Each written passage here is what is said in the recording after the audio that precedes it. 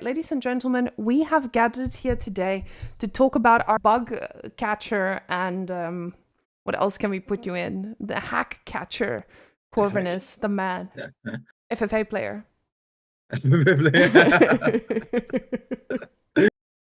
Listen, not just FFA. I'm playing 1v1, but mostly off stream.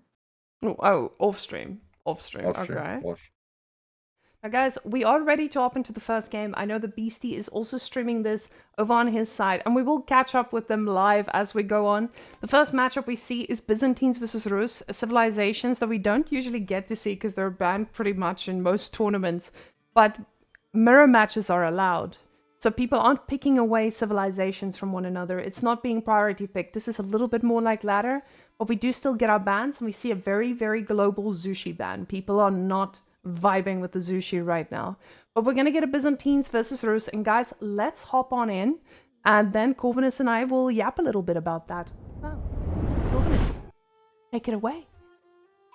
Alright, on the right side of the map, as the purple color, we have the Beast with Byzantine.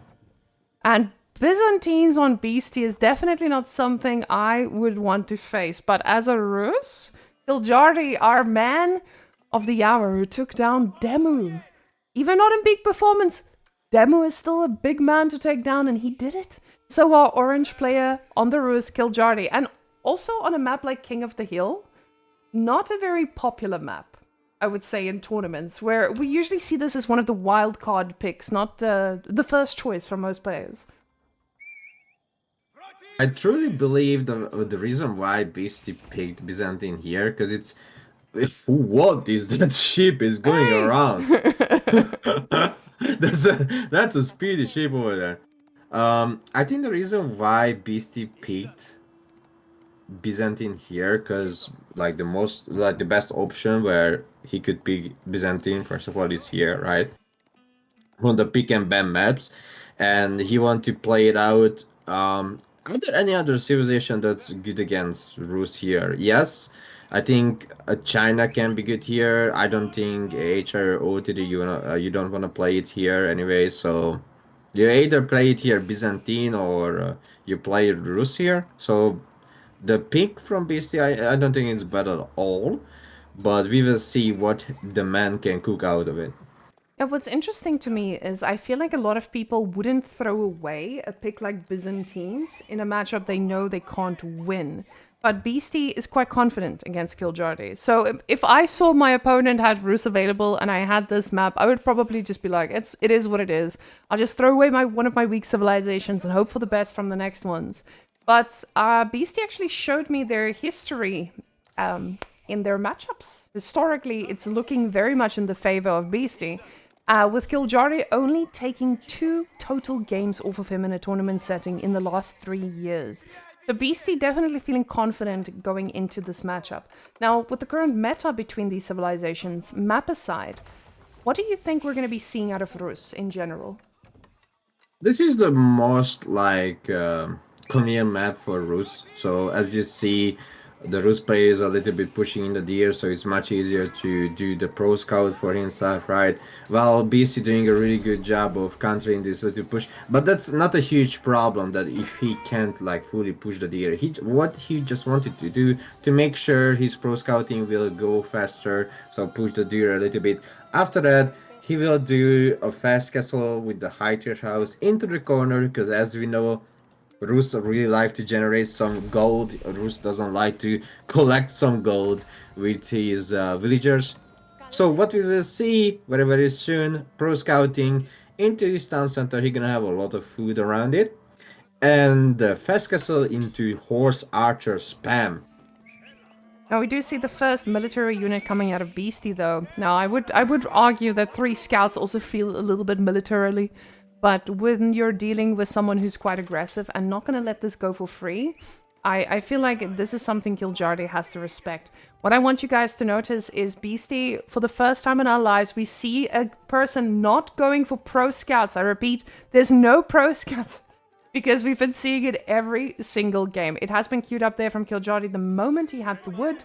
So now the scouting begins. And the thing is, with Beasty, he does need to invest quite a bit to shut down all the deer packs. And there's still 3 scouts. They're still going to be able to sneak out a few of them. But mercenary-wise, Corvinus, what are we going to be seeing here, especially in this matchup? What do you usually expect to see from this on ladder? Well, it's based on how Beasty gonna play, right? If Beasty wanna do some all-in, then he gonna pick the Javelin Thrower. If he wanna stay on the second side and just hold it and protect it, then he goes with the long bows. So well, the fact that he has 500 Olive in the bag indicates 2 things. Either he messed up a little bit the macro on the Mercenary House and he's a little bit late, but we'll see. Which one is picking? Which one is picking? And all right. Okay, so it is a Javelin Thrower. That could be a feudal in as well. Beasty is not someone who's scared of doing a feudal all-in. You probably don't want to let a Rus get all those free resources, just sit back, relax, and get that free gold, especially from the high trade house, as you mentioned. A lot of players, they don't mind just getting the free deer and going from there, but he did shut down on the side this deer pack for now. But with the javelin throwers, you're also allowing yourself to deal with that natural counter of the archer. And we see this is a triple down situation. A lot of archers coming out here from the man. Beasty sees this, and now he's going to know that this was definitely the right choice here. But those free deer we talked about, there's still 3 scouts. They will eventually grab a few boys and drag them back to the base. It's kind of, I don't know. Like, I'm thinking about this archer from Kiljardi. Maybe it makes sense, but maybe just a few to counter the spearman. But you don't want to overdo it, because if you overdo it, then your castle is very, very late. Your high trade house is very late. And as soon as it's possible, if you build up your high trade house, right, it's the best, since you are generating so much gold. Like, I can tell you that corner next to Kiljardi is at least 250 gold per minute. Now that's already equivalent to having 3 relics in the bank. And that is going to be a very big boost for him. But like you said, with the amount of resources he's spending now on these archers, they might be cheap, but they're not going to deal well with what Beasty has on offer. And we can now see he is being quite aggressive here.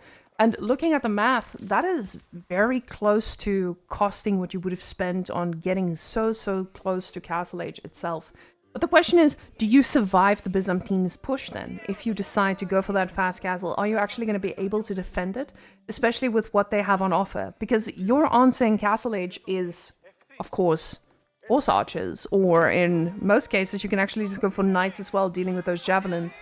But with the amount of Limitanei and javelin throwers coming out of Beasty, is that even a viable choice for Kiljardi? Does he have that option of actually going castle and being able to push Beasty back with full-on feudal aggression?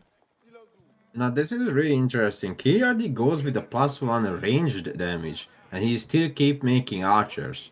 So it's like, I'm really thinking about, like, what the decision, like, why did he decided that? But I feel like he want to somehow cuff Beasty off guard, maybe try to get his reinforcement. Because if you, like, if you have 2 men-at-arm, but the enemy has 6 spearmen, still the 6 spearmen will win because of the numbers. It's the same as, like, if you have 20 archers, but the enemy has 8 javelin thrower, the 20 archers will win because numbers game. Yeah, numbers can definitely count, especially when you're target firing in most of these instances. And that's exactly what will happen between these guys. You can keep those chunky units busy.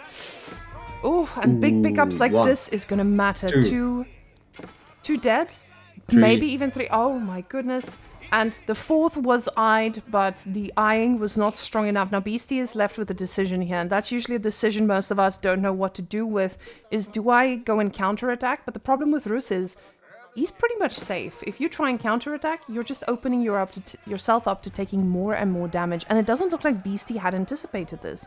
We can see now he's eyeing castle himself, probably expecting Kiljardi to do the same. He fully knows now what's about to happen, and he needs to be emotionally prepared for this, because we don't know if he definitely does not have the food for this either. So he might go castle, but what then? So once this gets shut down, it starts to get quite hairy. I don't think Kiljardi has a chance to get in, since there are some javelin throwers at home as well, so he can just easily protect it. But the problem is, in this scenario, that first of all, Beasty goes to the next stage, right? Kiljardi is not even close to the next stage, so... But are you that worried about the next age when you do have almost 40 archers in your army?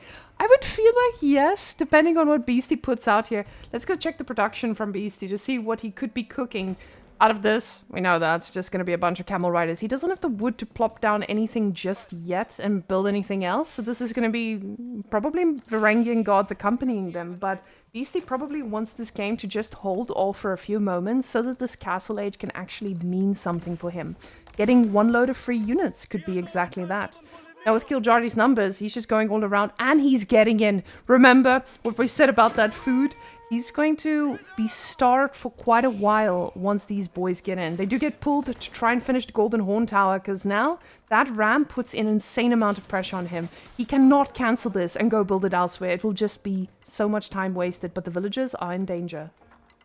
There might be some villager, maybe not, because he's gonna focus the generator, which I would do as well. Because if you kill the counter, then, you know, it's much easier to do after that some villager damage. But the problem is there are still 15 javelin throwers, so that's not gonna be easy.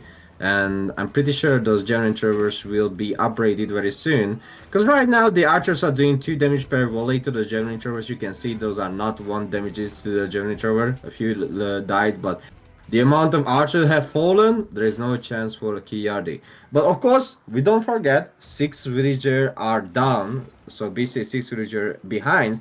But thanks to the olive oil, even though 6 villagers down... Oh, okay, so Kiljardi is really rushing that one. Ooh, that's a really nice catch. And the thing is, what we can notice here is Beasty is hungry right now. He knows he just pushed this back. He realizes, hey, this did cause some idle time, but Kiljardi did his damage. He slowed down Beasty, even if just for a little while, and he did do a lot of work. Now, with the cisterns, you do have that eco buff, so Byzantines will be okay, but he needs to be careful here. He's getting another set of javelin throwers now, but the archer numbers, even though they're not the same as they were before, it's still a scary amount. Now, guys, it is time for us to take our bets.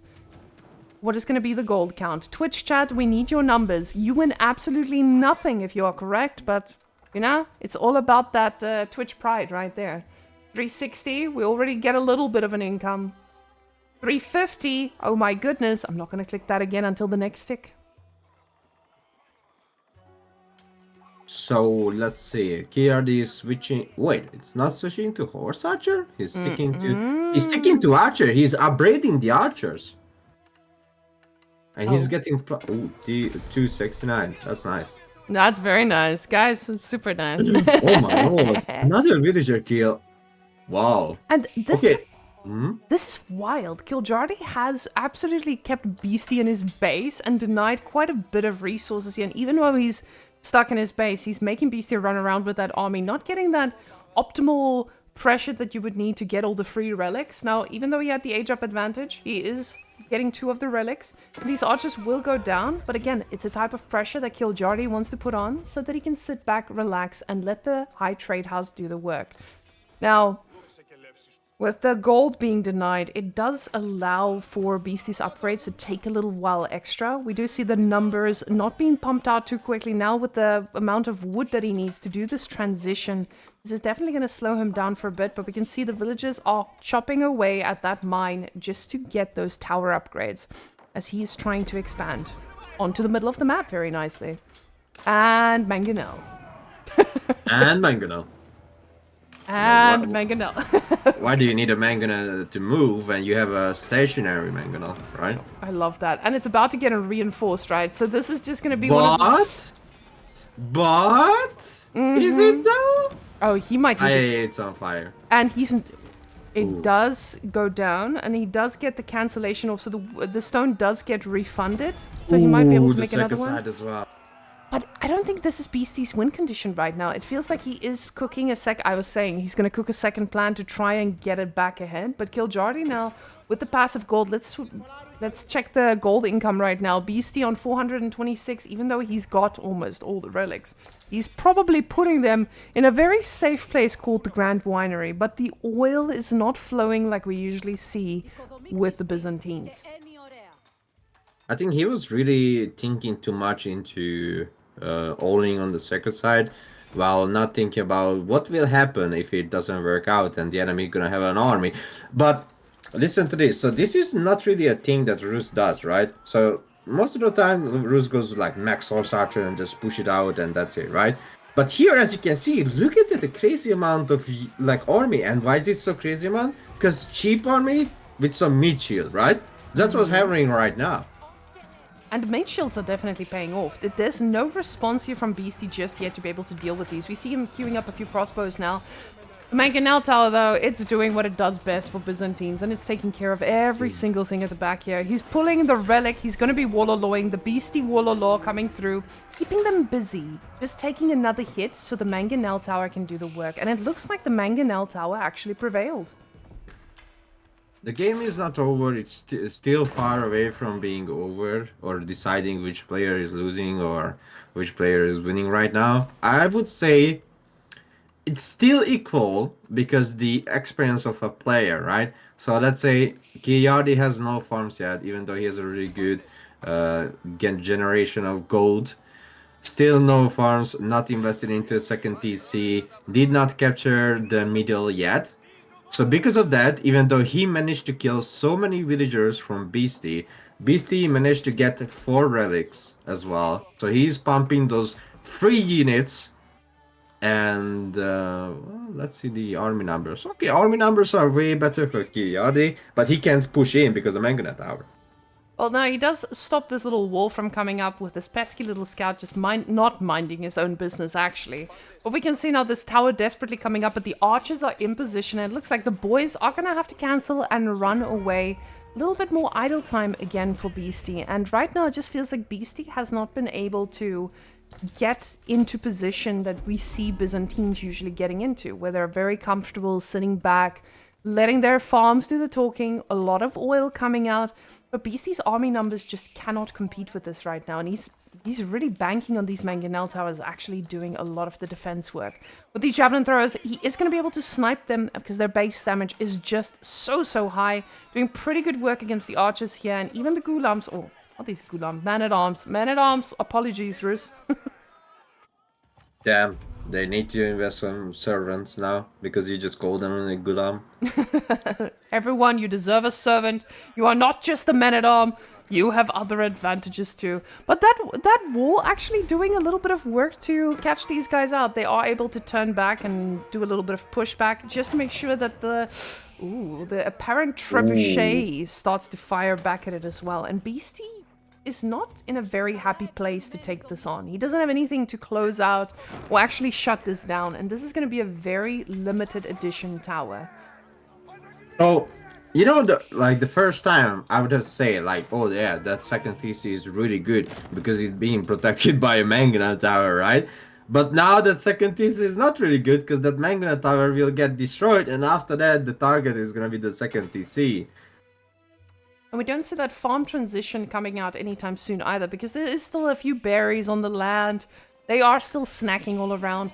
We can see with the Javelin Throwers, he's going to try to get some damage done, but the problem is there's more and more trebuchets coming, or more and more siege coming, I guess. The moment they take these down, there's just going to be more popping its head out, and Beasty doesn't have the production buildings or the food to make units to actually handle this, like we usually see with these horsemen. Another Warlord coming up just to make sure that the units push back. He wants to buy himself a little bit more time so he can keep getting the units that he needs. But we now have a majority army of Mangonel Towers, and this is not looking too good for the Beast. Question is Kiljardi using the tickets? Because I think he's buying food non-stop with the ticket. Can we check that? I think he is buying, yeah, only 3 tickets left. So that's how his food per minute is insanely high. 1,500 food per minute? Ooh, yeah. That's a huge right. That does seem like quite a bit. Oh, and the second TC goes down. Beasty did use the second TC to catch up, but he taps out. He realizes that is just going to be too much pressure, and the trebuchets are taking fire very aggressively. The transition and the unit count just... I don't think Beasty was able to keep up here because of all the passive resources, like you said, and he could just keep buying food as well, which I didn't even think about. That's absolutely insane. Well played by Kiljardi. But Beasty throwing away a pretty big pick on King of the Hill here. Yeah, so basically what you can do with Rus here is that when you have the hatchet house and the hunting cabins all around the map just popping the gold for you, you just use the golden gate to buy food non-stop for you. Because, I was like, he has 1,500 wood per minute, right? He has Mm-hmm. 900 gold per minute and 1,500 food per minute. So I was like, wait, hold up. That doesn't add up. So he must be buying food non-stop. Ooh. But they don't see. Whoa, they do see it on the matchup. You guys can see. We see Lakeside. But remember, guys, this is not EGC Lakeside. This isn't a Lakeside that is fixed, and we're hoping for perfect spawns. No perfect spawns for us today.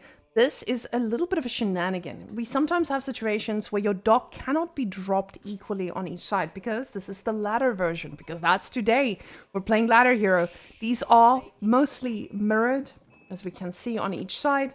A little bit more of a woodline space here on Kiljardi's side, but the fact that both of them chose Order of the Dragon, that's telling me a lot. I'm so excited for this.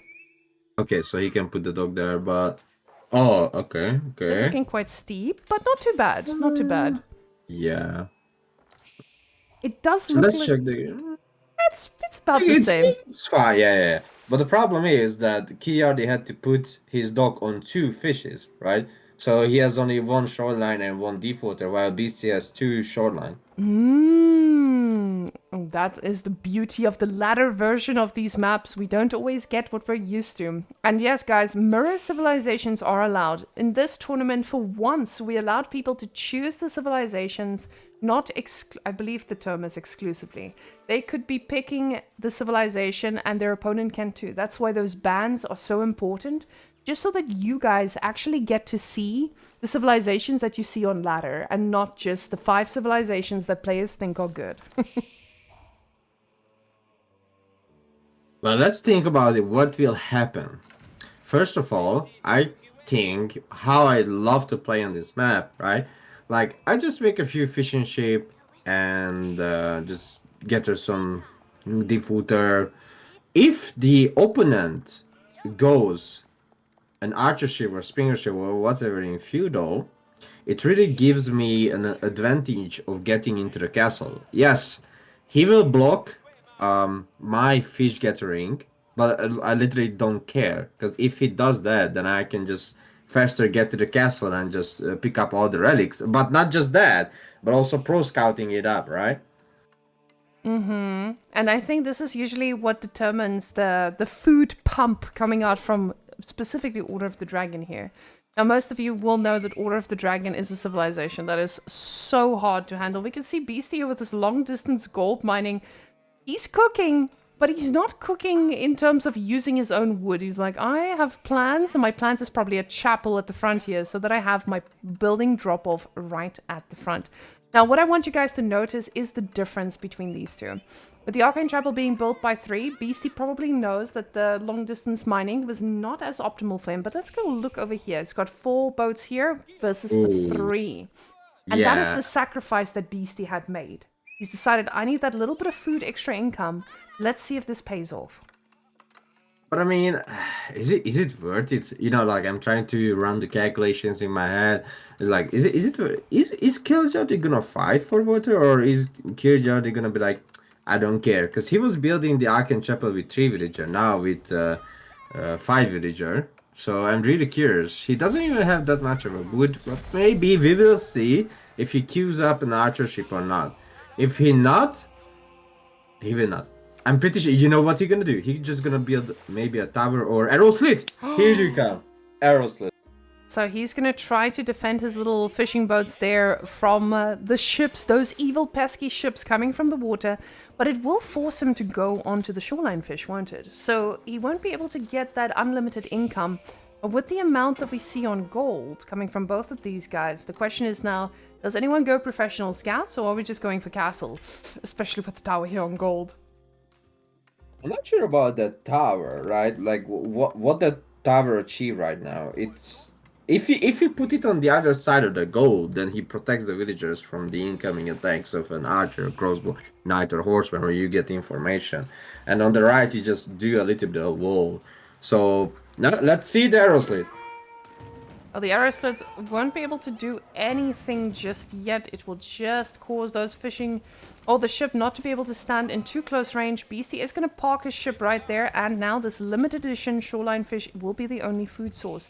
But now the problem is, we can see Kiljardi is going for fast castle, and I don't think Beasty is aware of that just yet. Let's go check Beasty's vision quickly.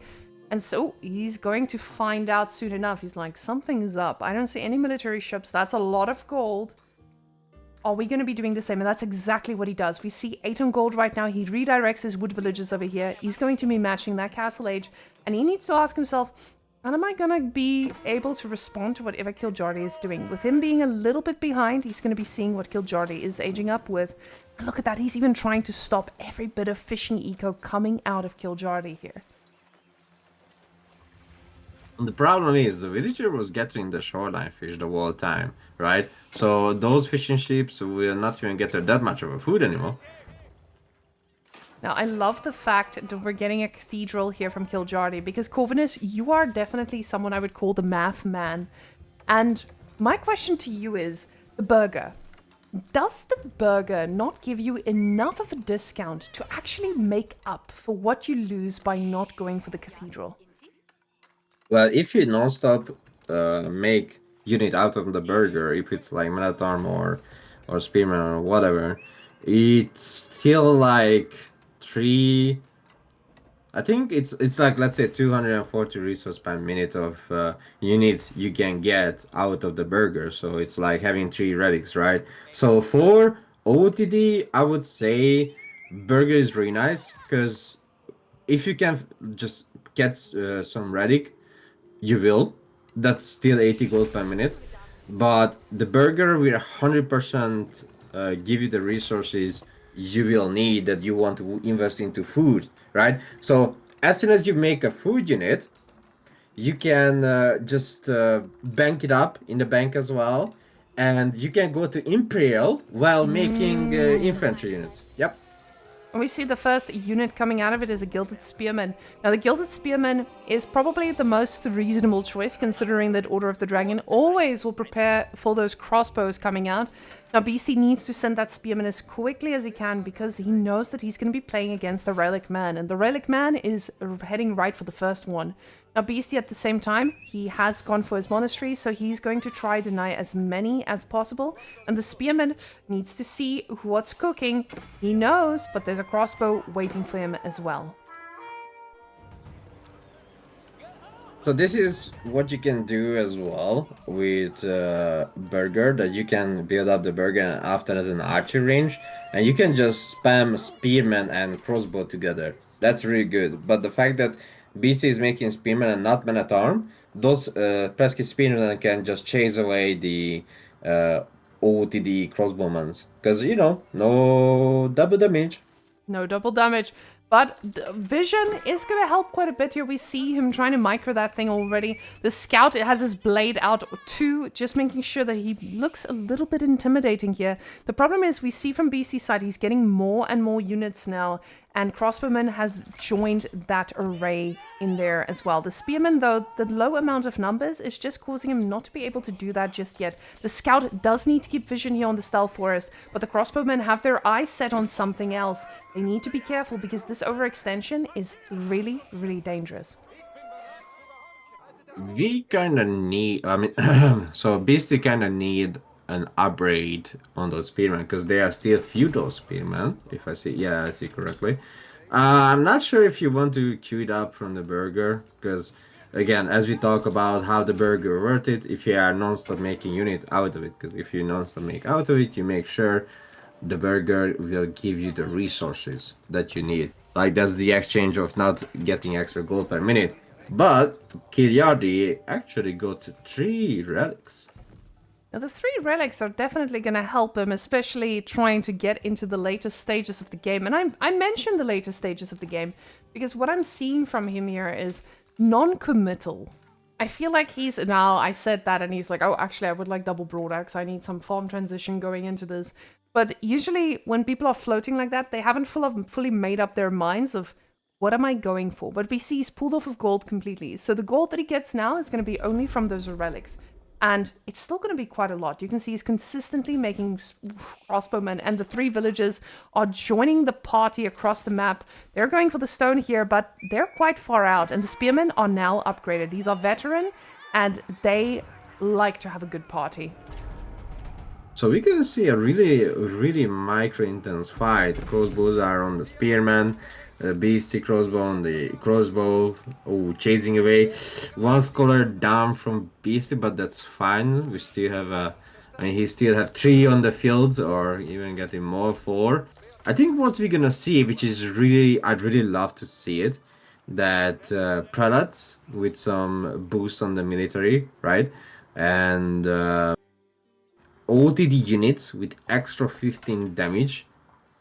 It's crazy. It's even better than having it on HRE, right? Because OTD has the crazy amount of damage on those crossbows and extra range as well. And just giving some inspiration on the military units just makes them so spiced up. The inspiration is something that we see Beasty queuing up now. Inspired Warriors, an upgrade most people usually sleep on. I think not these players we're looking at right now, but a lot of the, I would say, top 30 players we see in tournaments, a lot of them don't always go for that Inspired Warriors. But people at the top, we see this quite consistently. They appreciate those Inspired Warriors because of just the amount of difference it makes for them. As you guys can see here, it increases the move speed or from the prelates, so they can actually run away and not just get picked up with the back. And also making sure that these units are a little bit chunkier, along with the original chunk that they have. There are big amounts of HP standing at the front lines there. But now keep in mind, guys, Beasty's still on deep sea fish. He gets unlimited food in a way, a little bit of a boost for himself there. But we have to consider now, where is Kiljardi going to be getting his food from? Beasty does have that passive food now, but Kiljardi does have to do the farm transition a little bit earlier. The thing is, with Beasty's army composition, it is quite food heavy, especially now adding those Landsknechte. He's also going to need a lot of gold. And the gold inside the base is about to get depleted, so he's going to need to decide, am I going to go for the back one, that's quite safe, or am I ready to move out onto the rest of the map? And he knows what he wants to do. He's going out. I mean, a save gold in the back later on is always useful. So, like, the way that you wanted to play it out is literally that you gather up all the resources where it's not safe to make sure your opponent will not have the chance to do the same thing, right? So you are gathering out the resources that's like a between you and me, or just far away from my base, because when I have to pull it back, at least I still have a point to gather the resources I need, and the first engagement with a huge army.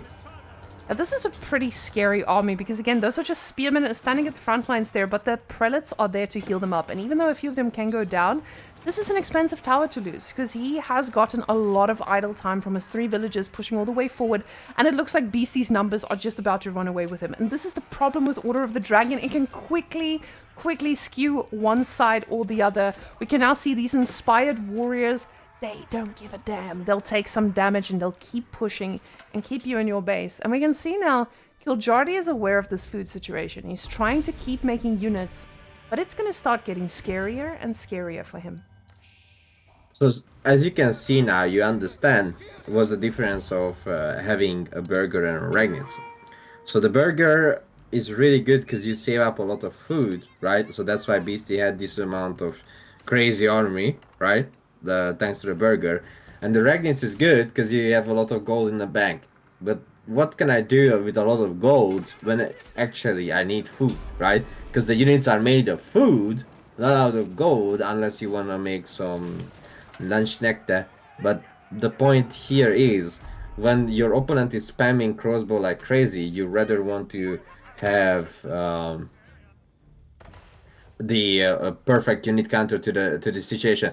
You know what I would see if one of these players have changed their mind and they go into archers? Because like what is the best counter here, right? Just look left and right.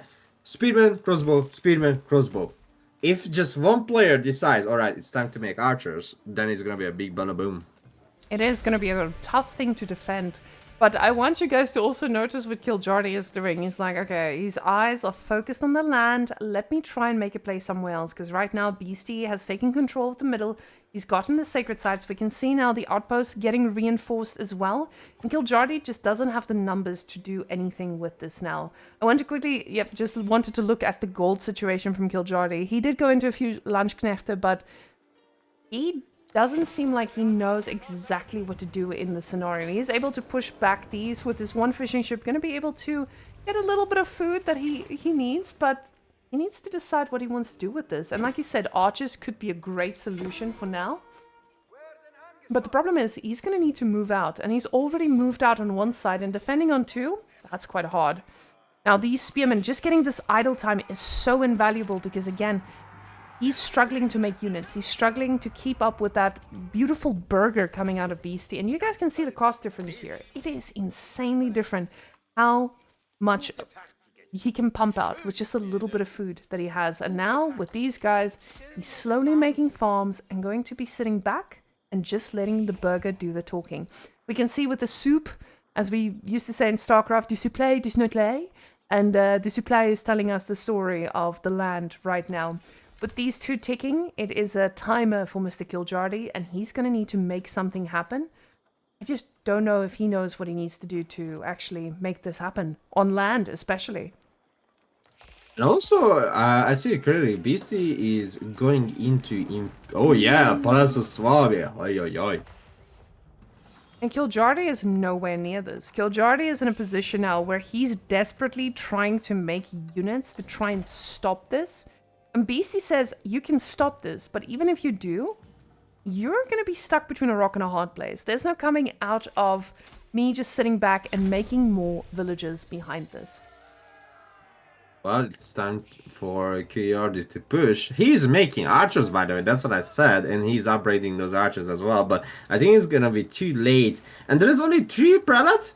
That's what you bring into the, a gunfight? A knife? Look at the prelate number from Beasty. 10 of them. Now, this is a tough one to fight, but he's trying to take down the tower instead because the tower is firing away. The prelates are trying their best. They're healing up what they can, but they can barely keep these things alive. We do see it going over to Kiljardi's side a little bit, considering, but the tower is going to start firing away. The prelates are doing amazing work here. Crossbows going to be able to kite back. And honestly, the fight went pretty well for KJ, considering how far behind he was, but it's not going to be enough for him. These are going to be able to clean him up, and now that tower is just going to be able to snack these out as they run away. Wow. Well, you know what was the difference here? Prelate. Water? Oh. That too. Both of them. Oh, But honestly, like the prelate number for Beasty was way better, right? 10 prelate versus 3 prelate. Like Beasty's army, whole army was full buffed. And the difference is Kiljardi has all blacksmith upgrade. Beasty has 0. Beasty has no blacksmith army. He was literally just like, okay, I have prelate, I buff my army, I don't need blacksmith upgrade. Honestly, I didn't expect the blacksmith upgrades not to be there. I didn't notice them until you just mentioned it. And I think Beasty talked to me about this once. He mentioned that with the OOTD army, spending those resources on getting more units is just so much better. And I can see with the prelates inspiring as well, these units already get that extra bit of upgrades, like getting the +1 armor, dealing more damage.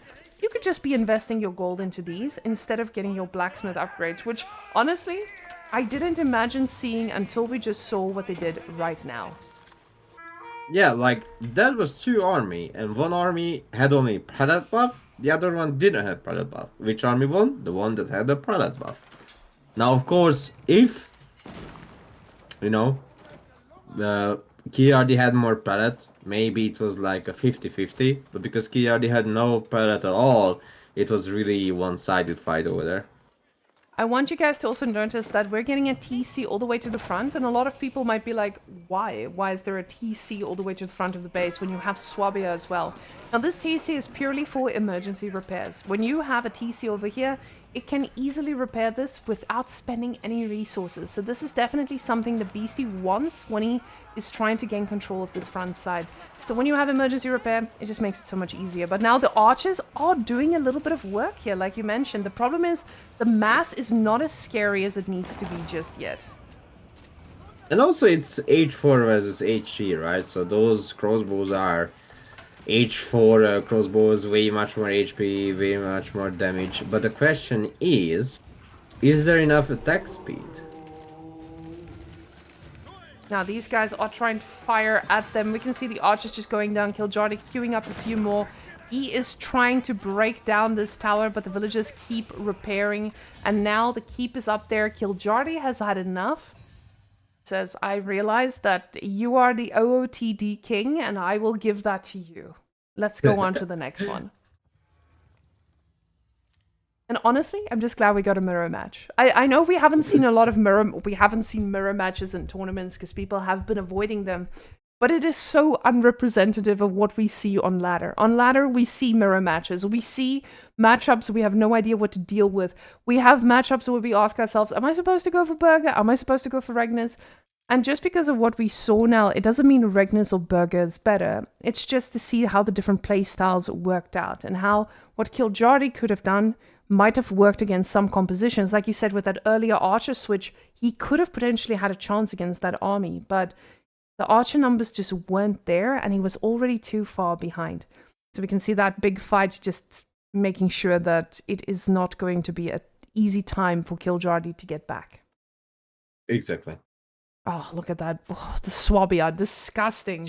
Disgusting, Corvinus. All the way to up. Yeah. Are you a dirty, what is that? A dirty swabby-er? Well, sometimes yes, but I'm the person who, acknowledges Alsbach and its power. Do you acknowledge that Elspach has a place in this meta? If the game goes long, and if you build that landmark up on a sacred side, now good luck, have fun to destroy that. I remember I was repairing 7 trebuchet with 4 villager, so... With Elspach? Are you serious? Is it that much? Alsbach is insane, like 33%, I think. So it's crazy. It's wild. I see people are asking about Corvinus' cam. Guys, we are having a fundraiser there for Corvinus. Corvinus, if we ever hand you a webcam, would you use it?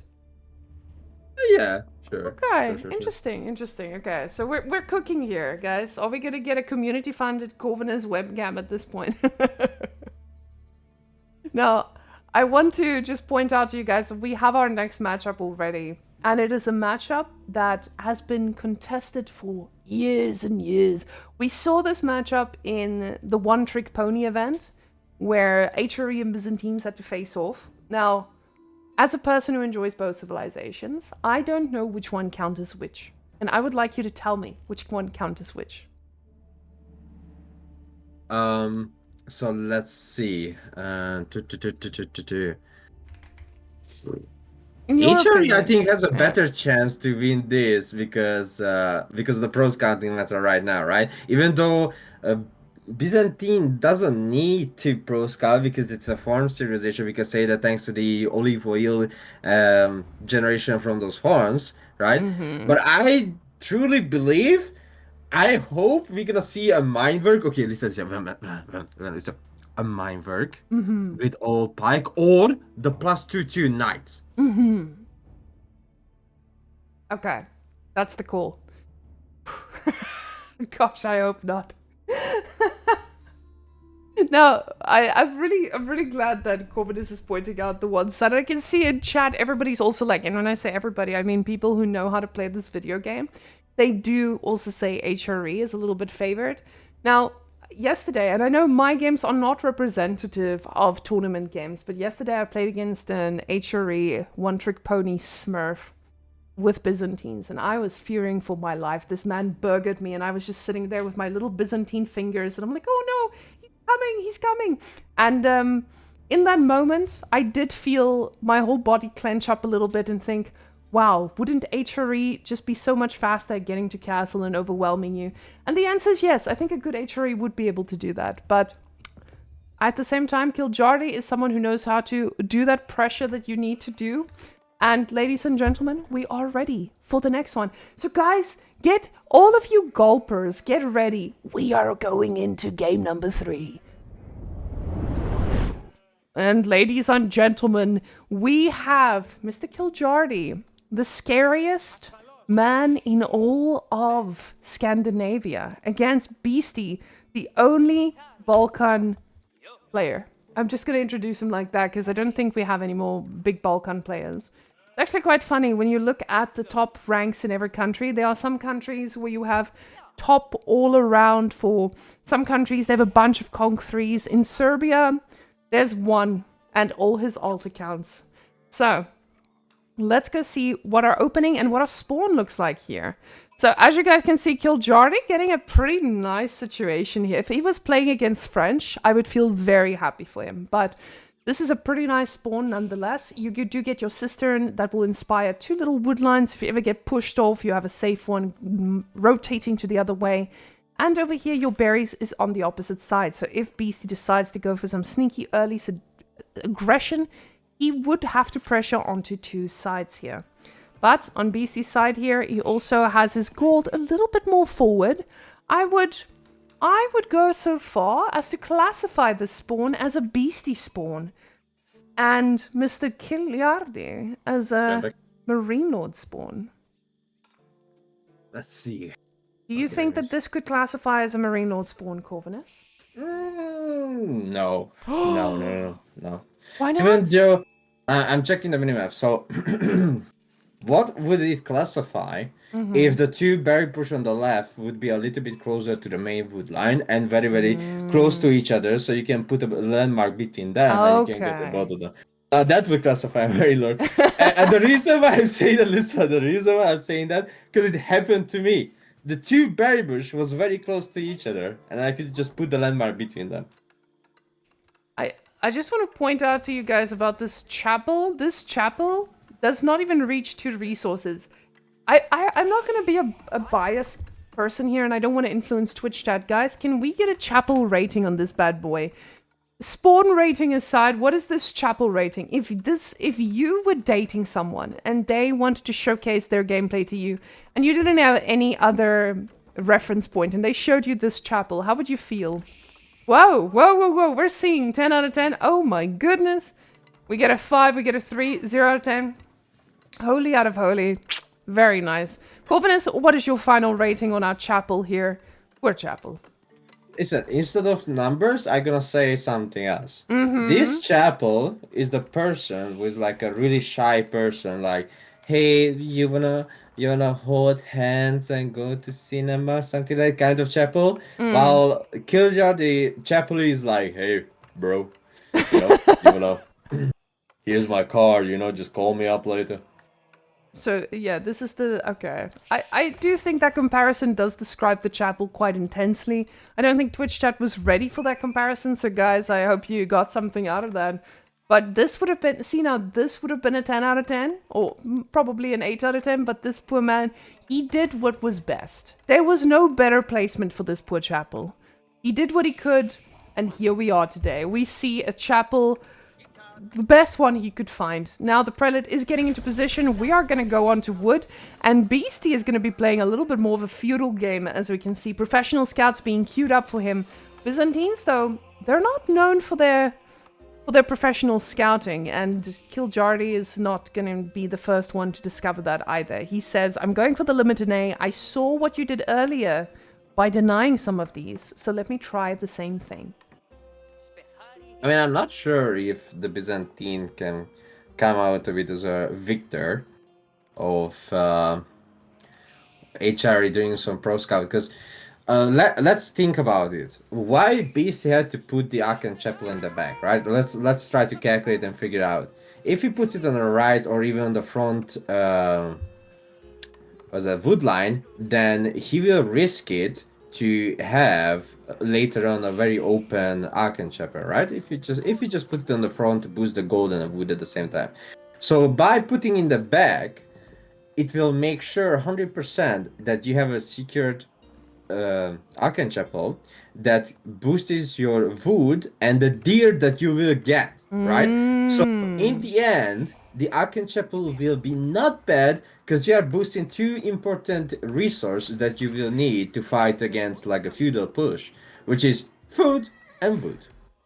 And what I absolutely love to see that you pointed out now is just the fact that I don't think most of us considered, like, oh yeah, the chapel, it used to be a pretty chapel as far as chapels go, but this chapel does become really good once the scouts actually drop the food resources under there. Now, the archer opening instantly from Beasty, and he's double archering it up. He says, I am not going to be dealing with this shit. I am going to go and shut this down. He does lose a scout in the process, but he brings one deer home, and this is going to be a happy, happy food source for those villagers. That deer carcass can provide 3 more scouts, and we know what that means. Lots of bounty. The interesting thing is from Kiljardi is that he's going with the Lombos. Now, I'm not sure the reason behind that, because I think it would be much better to get the Javelin Thrower since HRE already has a really good movement speed on their infantry. So Lombos will have a really small chance to run away. And I'm not sure about the decision. Maybe the reason behind that because he wanna counter the gold, right? With the Lombos you can, with the Javelins you can't. So I'm curious how this story will develop. I want to also point out that Beastie has tripled down on the archery ranges. And guys, remember when we used to play English versus HRE and everyone was like, oh, this is an unwinnable matchup, longbows are so OP. But then HRE invented this thing called movement speed, and they have, what is that, marching drills?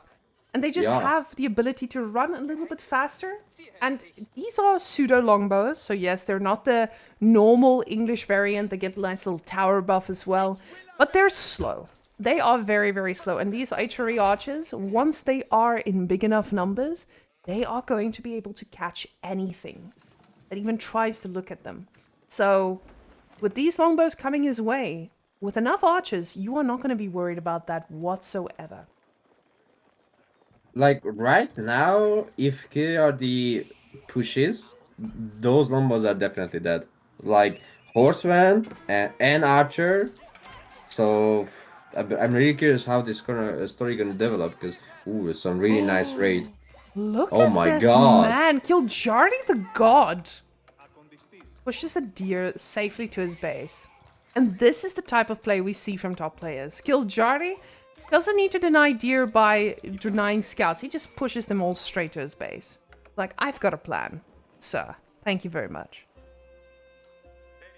So, as you can see, HRE player is on the Archangel just gathering up the deer.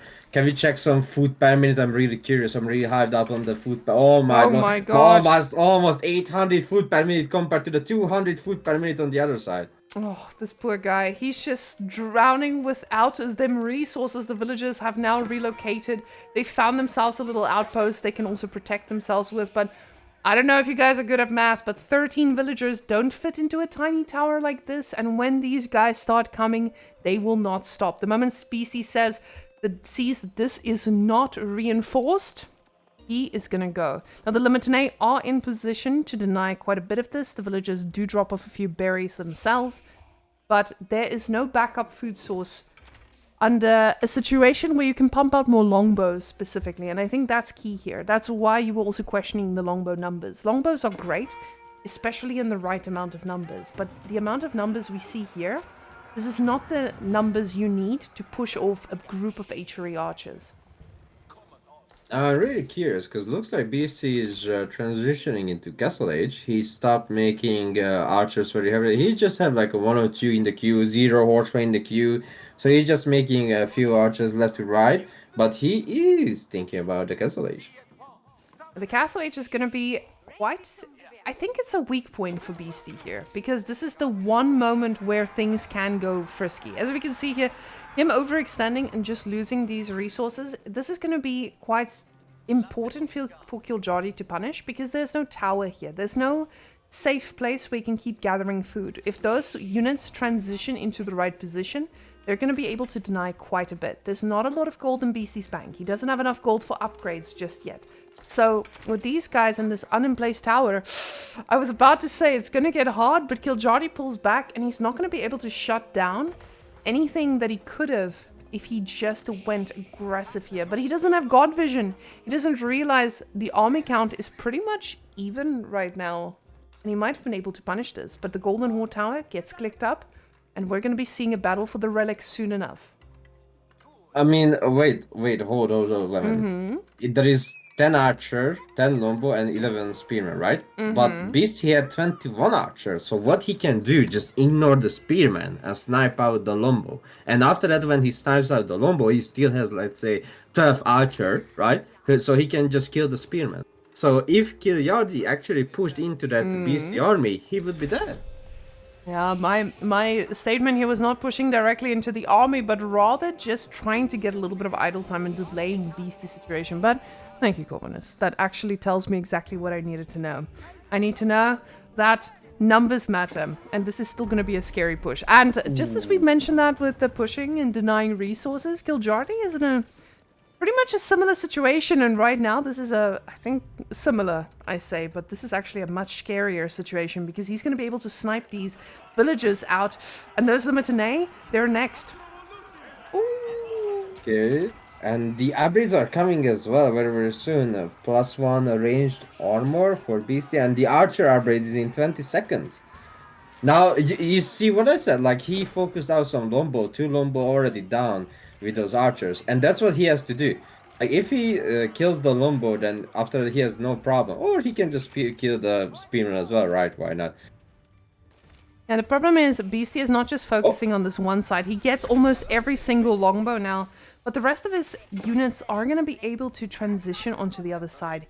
He is picking up the relics on the rest of the map as well, being quite aggressive with these, but Kiljardi now, he's forced off of gold. He knows there's an army here. He has said villagers go return to work, but these guys are going to be under duress. You can see Varangian Guards being queued up, but they're not going to do that much against what Beastie has on offer. Varangian Guards do great, just not against this amount of archers that has upgrades, especially with the +2 coming in next. And those Lombos are still feudal Lombos, while those archers are castle archers. There is no chance for Kiljardi anymore. Like, he's losing the rest of his Lombo. After the HRE, archers can easily go and kite the Varangian Guard. So now you are losing the Varangian Guard, which is a gold-heavy unit, because it costs 40 gold. Not like your usual men-at-arm. A little bit cheaper, but it would also not be able to catch up to these guys. As we talked earlier, we mentioned that these guys do have a little bit of a faster movement speed, and it feels like he's set on getting this gold, but the problem is this gold has a timer. Because once these archers come in for the next push as well, this is going to be impossible to get back on. And Kiljardi, he's about to get surprised. He doesn't have his army in position either. They're going to be able to flank, but villagers are being picked off, and now the longbows are going to pick off anything they can. We see them kiting backwards, making sure that the army is chasing them inside. And now with a knight as well, he's going to be able to take a lot of the fire. We can see, again, just a little bit more gold, Kiljardi says, but he loses another 2 villagers, 3 villagers in this fight. He's had enough. And the GG gets called. It feels like Kiljardi definitely threw Beastie off in that first game, where he grabbed his victory. But this was definitely Beastie's game. In terms of, like we said, like you specifically said with the matchup and with the professional scouting, it does give you that much of an edge and it gives you more opportunities for play. It didn't look like Byzantines had as many options as I would have expected them to have.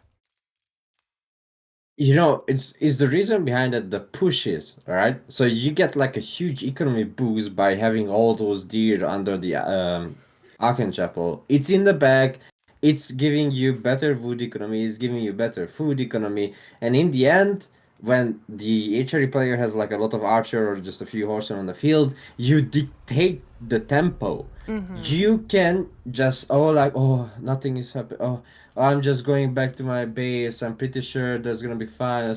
No, listen to this, there is nothing fine about that. Why would it be fine? He is literally pushing you, right? You're thinking as the Byzantine player, like, okay, I'm gonna go in, I'm gonna do it, I'm gonna destroy him. But at the same time, that HR player has already aged up, getting all these upgrades in the queue, and like, oh yeah, I have 10 Lombo, I can fix this. I have no problem. You have problem. You have problem. You have a lot of problems. That's the problem with HRE. I feel like HRE, they do have a lot more answers than what we usually see from most civilizations.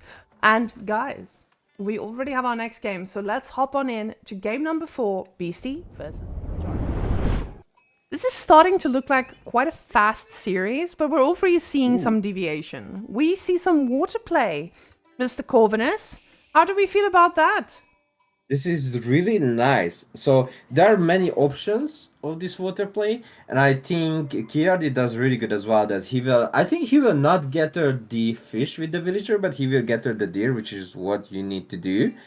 And I wonder which wing he will pick to get into the feudal, because there are like multiple options when you do this kind of build. You can do just a little bit of gold gathering drop off and fast into feudal, right? And you can still get under 4 minutes while having a dock in the middle. Um, this build open up a lot of door, and I wanna see which door he will open. Now, the interesting part is here, just like you mentioned with the deer, even if he is playing against French, French is a civilization that is very, very happy going professional scouts and just absolutely overwhelming you. But this is already denying 1 deer pack, even if he invests in 1 military ship here. So this is something that he already gets a little bit of control over. But I don't feel like Beastie is going to be deterred by this. He's going to be able to pick up the deer from the sides here, and they're not going to be able to be contested, because even if you're considering the natural pathing of scouts, they're going to be pretty much safe from around. But we have heard that the AU bids deal quite well with French. So in the Pro Scout meta, what wing would you suggest for anyone who's struggling against French in this scenario? Do you say Eco Wing to just get ahead, stay up to date with the French economy for a while, or do you go for the Camel and try to shut things down pretty quickly? So personally, as I said, like there are multiple options, right? So you can go with the growth into feudal with the 3 extra villager, and you have the better berries as well. Or you can go into some reinforcement, which is also very good. But if you started with the middle dog, you can just fast feudal it, or you just go with the dervish. You're gonna have healing monks on the way, left to right, wherever you want to go, right? And just deny the pro scouting and have no problem of the French player trying to, sneakily get some deers away, because that's not an option thanks to the Desert Raider. And when your Desert Raider is low on HP, you can just hit them out with those pesky little dervishes. And the dervishes are definitely a very diverse play that a lot of people are choosing to do. I was about to say, is he pulling off? Because I saw instantly them 4s dropping off, but no. He's being responsible. He's going for the growth wing. This could be a usual fast castle that we see from people, but at the same time, I'm saying this and I'm thinking, but there's going to be a knight in your base. You can't just do that all for free. So while I like it, I think it helps you get ahead economically while you're already ahead on the fishing. It does open you up to a little bit of harassment and letting the French run away with that amount of knights that they're going to be able to get. So with the Eco Wing, what is the spell for Kiljardi? What is he going to need to be aware of? Well, let's calculate this kind of game, because this is really interesting as well.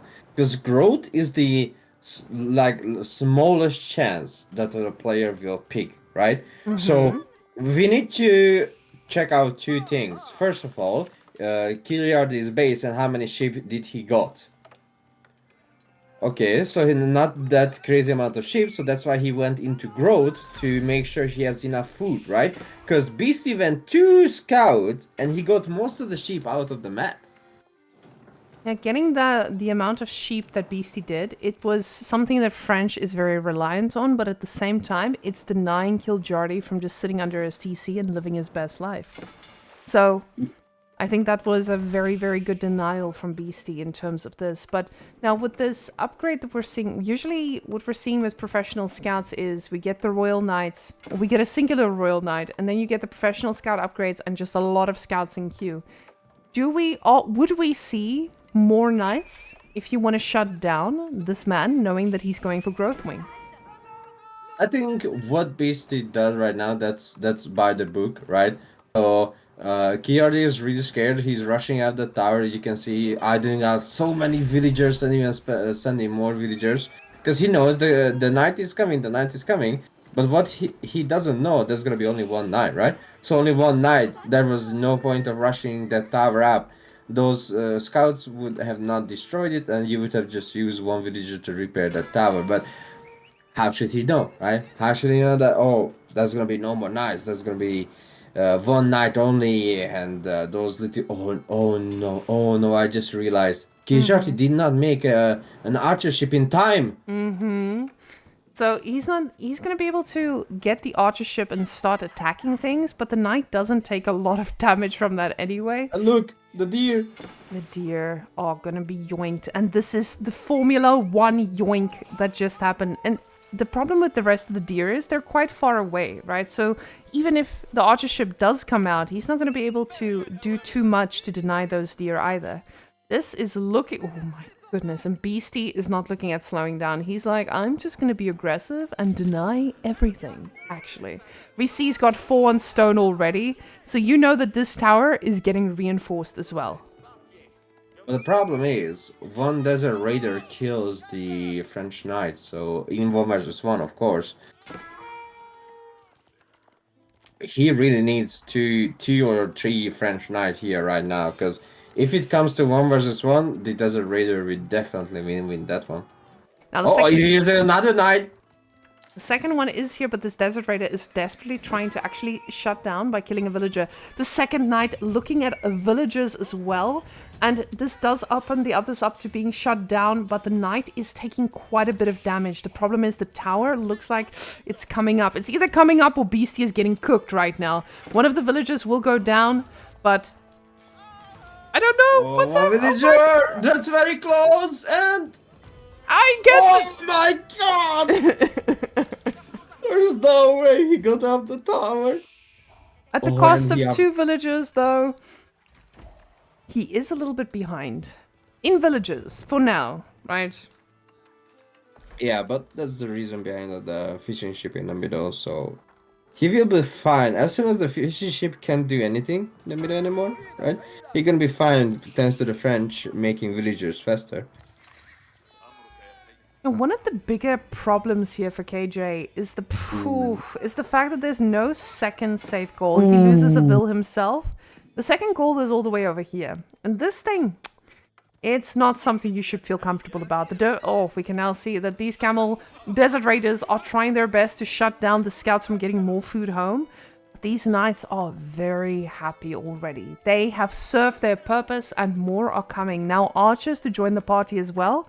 And KJ has involved horsemen into this situation as well. Well, this is that kind of situation where, like, well, I need a lot of resource, so how I go... Oh, that outpost got even upgraded. Yeah, this is the one problem that people would ask themselves, like, okay, he can just take down the tower, right? But now that taking down that tower is a much, much larger investment than initially thought. And the problem is, with him not going for military wing, he doesn't get to make rams with these camels. He's kind of stuck with just making camels and trying to find some other source here. My question is just, is he going to try and get this back? Or is he going to have to make a plan B or just keep making units and try to get ahead? Because right now Beasty has 13 on gold, and even though he's spending every bit of resource, he can quickly pivot this to change it into castle, to just change it into full-on aggression. And it looks like it will be aggression, considering the upgrades. The IV player has a lot of food in the bank, and he's trying... Oh, he will go to the second goal right now. I think he's putting a lot of villager to make sure the tower will be up and he can get her the gold. His plan is still to get to castle. That's why he has the food in the bank. But he is really trying to, you know, just build up the tower. Let's get her that gold. While Beasty has prepared a good amount of unit to I don't think it's gonna be like a ram rush or anything like that, because as you can see, he still has 5 villager on food. But he might get some juicy Royal Institute into the poker card. He stopped producing knights though, and with 19 on gold, you know Royal Institute is very heavy on his mind. Now guys, with Royal Institute, it is a landmark that requires a lot of gold. Beasty knows this. That's why you put 19 on your gold. It uses up most of your initial gold vein, so he is going to need to be careful. But Kiljardi, he has been running around for a while. The food has run out in the base. You can see now with the archers here, they're pushing them off of the berries too. And KJ is kind of just stuck, not able to get the resources that he needs. You can see now with the villagers going out here on the mill, hoping to get a little bit more food before the time comes. But this is looking really scary. Beasty is not going for the Royal Institute though. He's decided on going for the Guild Hall, which is, honestly, we've been seeing this a little bit from Beasty, but a lot of players are still choosing the Royal Institute over it. Beasty says with choosing that, he decides, I can play the late game. It's fine. So I can kill you now or I can kill you later. Let's see. I mean, so that tower still look at that. Look at the tower. It's doing an insane job here. Even though BC lost all of his archer, he still had that tower and it's just doing a crazy job. So the amount of resources I've lost in that fight, I would say it's like kind of similar on both sides, right? But the ram is coming up, and do we see age up on Kiljardi? Because if there is no age up, then there's no age up. He's cooked. He's cooked, Corvinus. Yeah, Guild Hall is almost up, and after that he just queues up the more stable. Do I see more stable from Beasty? Yeah, yes. Singular one. Don't get too excited. He does instantly go for his veteran upgrades. Now, the thing is, when you don't have a huge amount of knights, you don't feel as pressured to go for your Royal Institute. You don't feel like, okay, I need to invest this much because I have knights. But Beasty getting that second stable, we know he's going to make more knights. We know he's going to keep charging at him, but he's playing the safe game. He's going for the monastery. He is playing the game he knows how to play. He's like, I'm comfortable. I have unlimited units and resources right now, and I know that you are struggling and starving. Kiljardi, though, he's ready to go for castle. He's like, I need this and I need it now. So he does make a play for the outpost, but the knight at the back gets another 2 kills. Maybe 3. And see, that's what I said, like, French has the faster villager production, and now even though Kiljardi has the fishing ship in the middle, doesn't matter because BC just catched up with the villager numbers. And this has been a very happy gathering situation for Beasty. He's just snacking on every single deer on this map. And even though KJ has tried his best to deny some of these units, he has not been able to. He even sent the archer into the middle of the base to try and see what's going on. But that archer who built the ram and got us into this point of the game, he's probably a little bit spooked. He does go for the dervish wing now, but the thing is, going for logistics here, it doesn't feel like he's going to have the ability to... Ooh, I say, never mind. Huge fight. I mean, this fight can be good, can be... he's focusing out the Desert Raider, because those are the only unit that can do any damage to those knights, right? Because the horsemen, what they do, like, beep, beep, beep, beep, beep, that's what they do. But if you select out the Desert Raider, focus it down, then those little horsemen are not going to do any damage to the Castle Age knights. I was about to say, like, with the dervishes, he's really going to struggle getting those relics all for free because Beasty has such a big army, but I felt like in that moment the Desert Raiders had the ability to turn this thing upside down, and because Beasty focused them down, he just has the ability now to heal up these knights, chase down the horsemen, and make sure that they're not going to be able to give him that map control to get what he needs. Now this Dao might... It suggests that Kiljardi gets his own little relic for himself. There's one more up for grabs here at the front, but that's it. Beasty has snacked on everything else on this map, and he's happily bringing them home. I think Beasty tried to snitch that relic in the middle, because the relic location where it should have been. So the Dao actually killed the monk. Oh, the man tried to extend himself over there. The horseman, though, ooh, Bo obstructing the pathing there. KJ, he is aware though. He reroutes the boys. But now this Castle Age is taking so long. He's trying to shut down this relic, but it's going to be so expensive to shut down. The knights are body blocking perfectly, and KJ is losing a lot of units just to shut down one relic, going home a little bit later. That's like 5 horsemen for 1 monk. Well, in my book, that's not a good trade. Now, with the fishing ships being so far out, they are in danger, and honestly, they're not going to be able to get a lot of fish for too much longer. The crossbow's also in position to take them down if needed. The Dao is barely doing any damage, and the Dao might be going down as well. That's it. That's all I had. Did I see correctly? The Kiljardi is focusing the scout, trying to... yeah. He's like, okay, I don't care about your knights. I just want to kill those scouts that are trying to steal my deer. The dervish, though, he really wanted to get that singular relic because apparently the other one has also been yoinked by Beasty. And now he's a very happy camper with a lot of relics in his base. Now this one does get picked up, but he will get shut down pretty quickly. The dervish, though, he needs to be quick on his fingers, and he does click it. It's going home. But the problem is, there's still a lot of knights on the map, and more in queue, and they're so mobile. The amount of camels, though, and the camel lances coming out of this, it does become a little bit harder. But Beasty is probably pretty happy sitting in his base. Getting a keep now at the back here, making sure that these buildings are just going to produce for so much cheaper, and the guild hall is hoarding a lot of resources already. 800 food in the bank. We've seen what that can do. You just suddenly pull it out like 3,000 food, and damn, that's a red palace on the second side. At this point, it could be a red palace on the next gold that poor KJ is thinking about.